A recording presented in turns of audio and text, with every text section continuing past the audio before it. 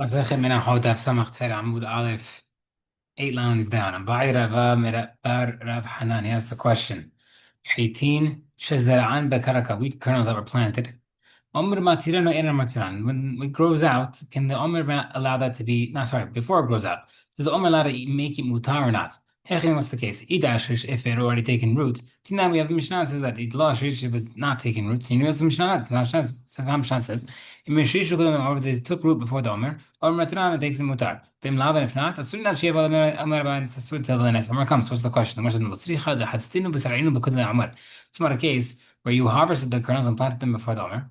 Vata Omer b'Halifa, then the Omer came and passed while they were in the ground before roots. The coming by the question is as follows: Ma'alen akuti yemech what's the halacha? We're taking the kernels out of the ground to eat them. Come on, the shit of the kadla dinner, as if you put it in a container, fish in Omer, therefore it's mutar. Or dimma batilu who got maybe it's now considered part of the ground, and therefore the Omer does not allow mutar. Okay. Yes, Len or Now the question is there just a concept of price fraud for that or not? Meaning there's according to halacha a certain thing, ona'a mamon, which invalidates sales that if there's a ripoff or fraud. I think was the case.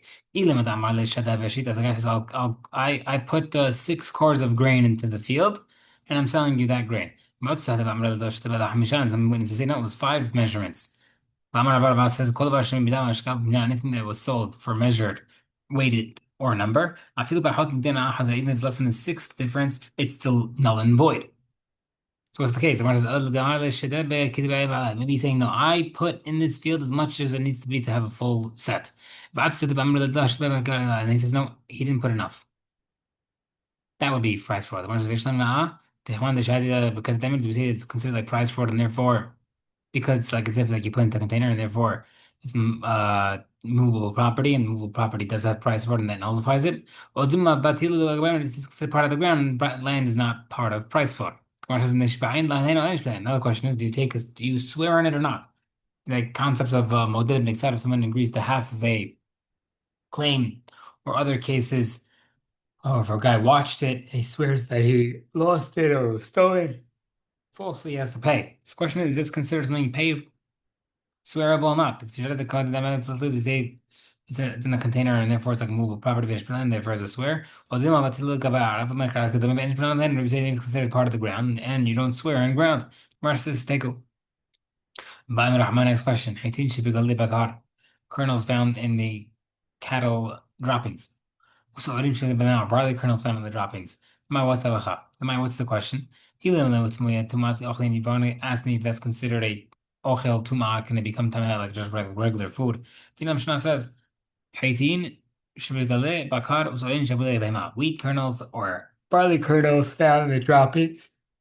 Hey, if you were intending to eat them, they can't become tameh like food. Meaning, just because you thought of it for food does not make it eligible for food regarding tuma. If you collected them from the ground for to eat, that allows it to become tameh. So we see this part already teaches that. So what's the question? The Gemara says is referring to menahot. Treated alone, maybe obviously you can't use it because it's a chaya or hayitza panecha. It's a pasuk that says that you same way you wouldn't serve something disgusting to a local governor or president, you won't serve it to God. So obviously not. Batricha, what's the question? You replanted them. You want to bring menachot from the growth of the kernels from these grain from the kernels. What's the halacha? Is considered already disgusting. Now maybe the disgusting is left. Or maybe say that since it was found in the animal droppings, it's lower quality because it went through the animal's digestive system. Therefore it's considered lower quality, and therefore you can't bring it. Teku. If an elephant swallowed a basket made out of palm fibers, um, the heck he out there with her. And it came out the back entrance. My was lacha.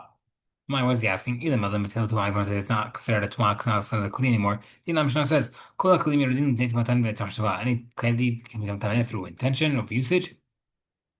which does not work like by food. They know limit matan ela shiyur matan, a physical change has to make it change. So over here, since this came out and did not have any physical changes, maybe it should become tameh. Gemara says, "Lo tzricha de l'bala hosin ba'avatim kfit misri." No, it's not a case where he swallowed the palm fibers and it came out as fibers. Then you made them into the basket. The Gemara says, "Mi hava ikul." We say considered digestion. Havale, and therefore, kikale bigalim kachedman, like utensils made of dung or mud. Then it comes to one, therefore it's not considered tuma. More like we said in the right top. Clay avanim stone utensils, clay galim or dung utensils, clay avamam or clay utensils. And become do not become to Lam de veturav lam de rahim, not suffering, not even derabanan, not in duraita. Ulama, do we say lo have equals not considered digested, and therefore it's a regular basket. The Gemara says mitush le mehad amar ulama shon rishon tzedek. Then ask him the following question: Maaseh balu se'evim shnei tinakot be'avrei yadin. One time the wolves swallowed two infants, Parminan, and they released their bodies. Obama asked Ibn Hamim. They asked the Hamim, but they said that the bodies are tahor, meaning we don't consider it like human flesh. So we see that anything that comes out is considered different. Same thing should apply over here. Where it says shani basar the rakif. No, flesh is different. Palm fiber is hard. Maybe it's not considered a change enough. Where it says delicious pashit, that's the second part of the question. But then with they say the bones are tameh. Seemingly something that's tough can become tameh. Therefore, the palm fibers also. The Gemara says no. Shani asimod the akushit feino. Bones are much harder. Okay, next question. Bari bizera. Heitin shiadu ba'avim. Kernels that went up from the clouds with the rain. My what's halacha? She talked about maybe possible. It went through like a water spout. It flew around in the water spout like a tornado-ish type of thing, and it came down with rain. My what's the question? Il menahot referring to menahot. Amai lo, why is it not usable? El shalechem is referring to the shalechem. My what's halacha? Mimo shavotachem. The pasuk say from your dwellings, and therefore Amarachnad lafuki the husar is excluding wheat from outside Israel. The law that it can't be shalechem. Ava the avim shvim maybe from the clouds is okay. Or maybe Moshe v'yachem dach maybe actually from your place. But I feel that avim no, even if it's dropped from the clouds, you can't use it. The Gemara says umi ikam ya'ava. There's a thing that something could come from the clouds. The Gemara says in yes. But Adi Taya one time in the Arab nehita lerum kisva kithaiti bata barze. A cloud of wheat, a drop of wheat, not drop, a load of wheat came down from the clouds that covered like 3 parts that long, which is a ton. Okay. Bari bishkum pazi. Shibola shevia shlish kudum na'omer. An ear of grain reached a third of its size before the omer was brought, fa'akara, and then you uprooted it. Ushta lahar, and you replanted it after the omer, and you increased it in size. Ma'wa salacha. Can you eat it before the next omer? Batarika doesn't go after the root, and therefore it's considered part of the initial one. Bishai omer, therefore the omer allowed to become mutar. What do we say? Batar tosefet asyan. We say maybe we go after the increase, which was after the omer. Ba'ad she'yavu omer haba, and therefore it's over until the next omer. Where it says "Mitishul mihad amar Rabbi Abba Amar Rabbi Yochanan." Let's answer that question. Rabbi Abba said, "Name Rabbi Yochanan. Yalda she'sichecha b'zikna," a young tree that was grafted onto an old tree. The young tree has a idin of orlav, which is asur for 3 years. Uba perot. Now that young tree had fruit on it. Afilu osif matam isur. Even if the fruit increased by 200 parts, it's still asur, right? There's no batel. We know batel b'shim by isur, but by orlav batel 200. So we see, regardless of how much new fruit grows, it's considered initial fruit, which is asur. Amar Rabbi Shmuel bar Amachai Amar Rabbi Yochanan batzal sheshelo b'kered. If an onion was planted in the vineyard, and therefore it becomes kilayim, then akara in the vineyard was uprooted while the onion stayed. I feel asif matam, even if it increased by 200, asur, it's still asur. Again, same thing. The Gemara says no. He kuba coming back. Now that's the question we're asking. Maybe shat pshita little bit was it clear to Hachmim the batar yikazim to go after the initial root? Loshana the Loshana Amala, automatically whether it's lenient or stringent.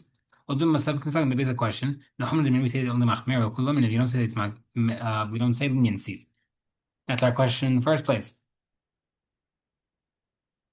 Our case that we're asking would be leniency. Or says teko, we're not sure. Ba'irava. Linyan maaser my what's the chavre maaser? Did you go after the root or not? Here was the case. He's gone to my case. Dinu va'asdinu.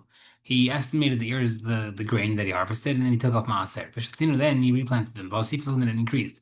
If you want to tell me lo azin v'tar ikar, you don't go after the root, but it's fed by asur, and therefore the increase would require more maaser. Ikar, what about the root itself? Do you do maaser in it or not? He says Maishna Miko Hatir Amma, what's the difference in any type of weed and barley in the world that you have to replant, etc. if you replant it? You don't go after the original. Gemara says, "Damarle, davar shezar'o kaleh." When the seed, meaning anything that you eat or consume, if you replant it, the seeds, then you have the same problem. Taking master off the new growths. Gemara says, no, it's different. If the seed decomposes when it grows, like when it's growing from the ground, like barley or wheat, long that's not my question. What if something does not decompose, like the ear of grain? Let's answer. If someone had a measurement of mass onions that you took off mass to the mass, was it all replanted? And you redo the entire percentage against the new growth from original and extra, seemingly not decomposing items. From the Maser, where it says, "Hatam hanuzirita." In that case, the onions, it says replanting it is how you plant it. Hachalav hanuzirita, but over here regarding grain, that's not how you're supposed to do it. Rashi Zamar le Rabbi Hanina bar Minyamin Lavaya. Atziz she'enu nakub ma'u. Another question: if I have a grain that was grown in a flower pot without a hole, right? So in general, if a flower pot has a hole and you put it into the ground, then the hole would make a connection between the ground and your flower pot. Over here, what if there's no hole? Gemara says, Ilan Akuv, if there's no flower hole, Halan Akuv, and there's no hole. There's no Dorata, it's not connected to the ground. Maybe you meant, what's the question, if you made a hole afterward and then after it started growing, then it connected? Gemara says, regarding the hole in the pot, Hada Ziyai, it's the same planting. That's just connecting the planting with the ground now. Hatam, in the case of the grain, that's two separate plantings.